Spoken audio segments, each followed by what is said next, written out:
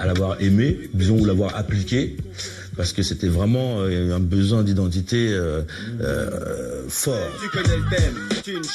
La technique des X-Men impressionne tout le milieu du rap français, au point qu'on lui prête des conséquences inattendues. Certains disent que L'école du micro d'argent, qui est un album extraordinaire, hein, vraiment, il faut le dire, a été réenregistré après le choc provoqué chez Akhenaton notamment par Il et par les X-Men. Le sombre monarque débarque et étale son pouvoir, la puissance de l'ombre s'installe. Non, L'école du micro d'argent, la pièce maîtresse des piliers marseillais d'Ayam. Certifié disque d'or le jour de sa sortie, cet album est le plus vendu de l'histoire du rap français. On y trouve de nombreux chefs-d'œuvre. Petit frère, Né sous la même étoile, ou Demain c'est loin.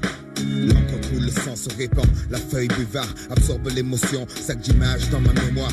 L'école du micro d'argent, il est arrivé au bon moment. Il y avait tout plein de gamins qui s'intéressaient au hip. Vous enregistrez les maquettes. Ouais.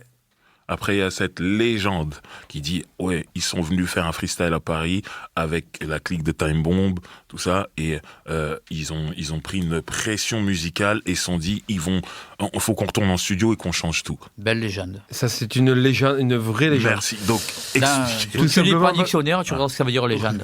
Parce que le freestyle avec Time Bomb à l'hôpital d'Ivry, il est après l'école du micro d'argent. En fait, on enregistre l'école du micro d'argent. Pour faire bref, hein, on fait une première mouture à l'été 96 et on s'aperçoit que c'est pas du tout le son qu'on veut et on change énormément d'instrumentaux, pas trop de paroles, hein, mais d'instrumentaux. On retape énormément de titres en banlieue parisienne, à Suresnes, dans 2 studios, dont un s'appelait Méga et l'autre s'appelait Guillaume Tell. L'avant-dernier jour, avant-dernière journée, j'invite un pote à moi qui est pote avec Ali de Lunatic.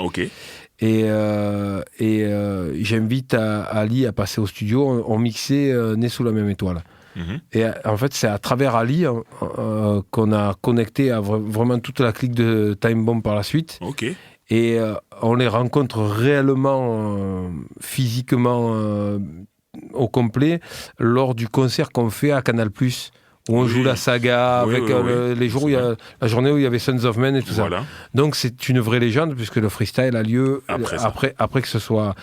Si on s'est pris la pression de quelqu'un, c'est Infamous de Mobb Deep qui nous a traumatisés en fait. C'est ça qui s'est passé. C'est que l'album Infamous est arrivé, et on était comme des fous sur Moi, sur je me rappelle sur cette le son. discussion qu'on a avec Nick aussi, je me rappelle aussi de cette discussion qu'on a avec Nick.